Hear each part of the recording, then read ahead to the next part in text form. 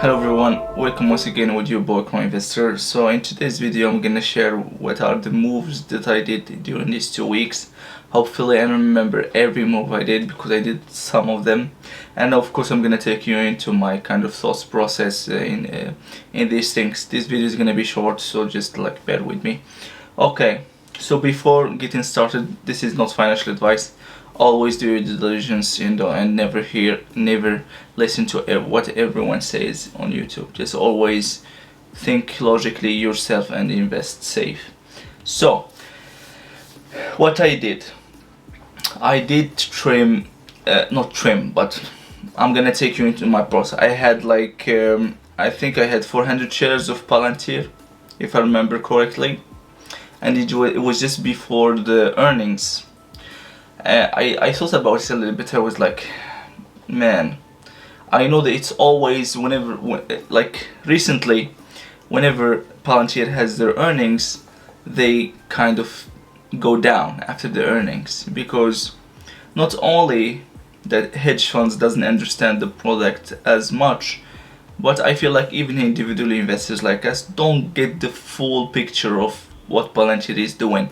It's really difficult to understand if you are not a software engineer or a data expert, but we just take some kind of general idea and we kind of project it into the future, which allow us maybe to make some assessments.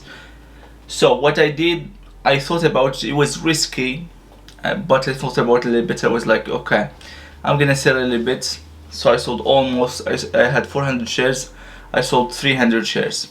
I gained, I think, 6,000 kroners, which is $700-800 in that, and I had 100 shares left. And surely, just after the earnings, it dropped. But it wasn't because of the actual earnings. The actual earnings, the revenue, the commercial side, everything was really good. The problem was the earnings call. The guy who was there, I don't know what his name is, but he effed up. I don't know what he was smoking weed or something. I don't know, but he wasn't there. So, and of course people took it negatively, and the stock dipped.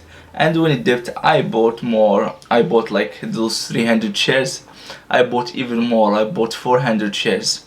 So now I have 500 shares of Palantir, which is really good because I gained $700-800, and now I got in like less than my actual price, my actual cost price. So I just dropped my cost price more now, which is really good. I don't do options. I have no idea, but I don't know nothing about options. So this is my way of it's risky, but this is how I play such things. And of course, when I sold Palantir, I was thinking of buying Tesla because of what Elon Musk, said about his selling of stock, and it didn't dip like where I wanted to be. So this is that. Other than that, what did I do? Yeah, before the earnings of Tattoo Chef. Tattoo Chef is always the same shit. It goes up before the earnings and down after the earnings. So I was like, okay, since I did the same thing with Palantir, I'm gonna do the same with Tattoo Chef. So I sold a position. Of course, I sold at a loss then. But it wasn't that much. It was like $200 or something loss. And waited for the earnings call, and the Q3 earnings, and they rescheduled, which drove the price down a lot. And I bought back in at 1590 something, and increased my position to 400 again, with a lower cost price now. As well, when it comes to my portfolio, I did trim positional in bio-nanogenomics. I felt like I needed that money to use in what I'm gonna talk about next. And I looked at bio-nano. It took really a long time. It's still flat. So I guessed, okay, I'm gonna take a loss in that. Trim my position by almost little more than half. And invest it somewhere else, because I'm trying to trade other stocks that I don't have that much conviction in. And of course the stocks that I have conviction in, which is the only one that I have really good conviction in, and it's Tesla stock. The other ones I'm gonna trade when I see fit, and sometime at one time I'm not gonna start trading them, because then I know that okay, they are gonna go just up from here, so I'm gonna stop. So I did sell a little bit of bionanogenomics, took a loss, sold Enphase. I sold Enphase at I think 50% profit, 50% profit, which is really good. I made I think $4,000. I made $4,000 in profit in Enphase. So I did that. I sold that as well, and I bought another stock. This stock, it just went down and down and down and down. At one point I was like, no, this is way oversold. It's a really good company. They're gonna grow at 20%, or they say that they're gonna grow at 20% per year, and that's what analysts, evaluation. That's what analysts think about the stock, which is PayPal. So I bought PayPal heavy at once. So I bought, I think, 11,000. Let me check. $11,000 worth of PayPal. I bought it at $203, $202. So that's what my cost price now. Of course I'm up a little bit, but I feel like PayPal is at 280, from 270 to $300 stock, and I'm gonna probably sell it if it gets to that number soon. If not, if it goes like slowly and there is a lot of growth in terms of Venmo. Venmo is the platform they use, the app they use in order to pay your friends, pay where you go outside. Now they have even like they introduced like the crypto, you could buy crypto. And why I like Venmo, because here in Norway we have an app which is kind of the same. It's called Vips, and this Vips app, it's really easy to use.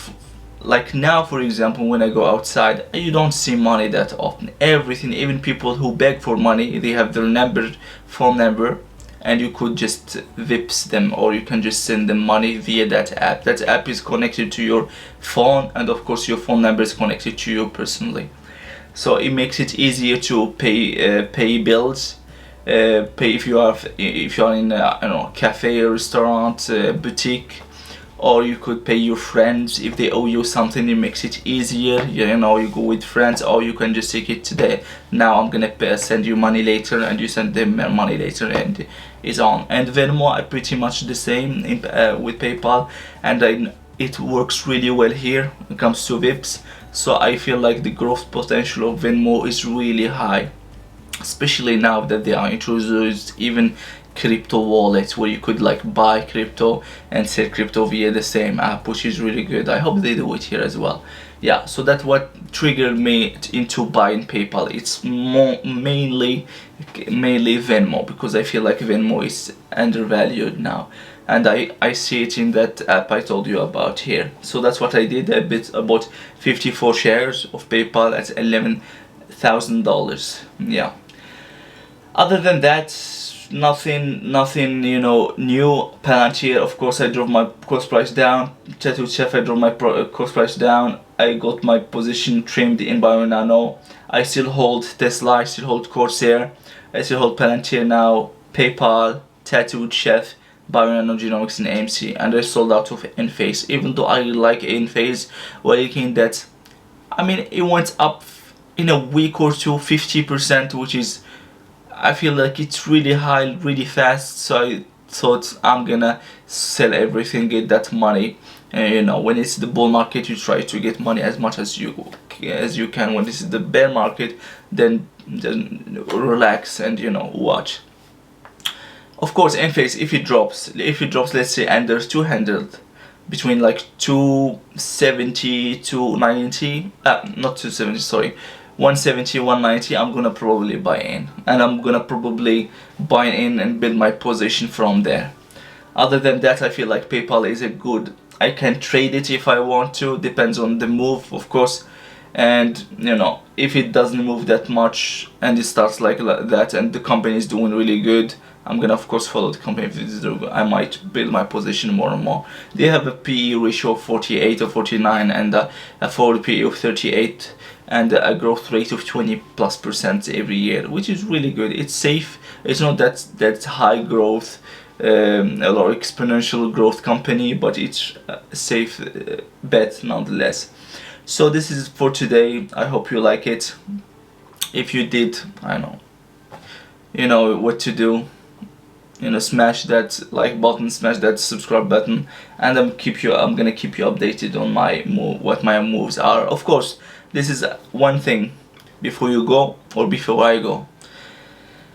Tesla, if it drops to under 900 shares, I'm gonna probably sell a lot of my stocks and buy Tesla instead.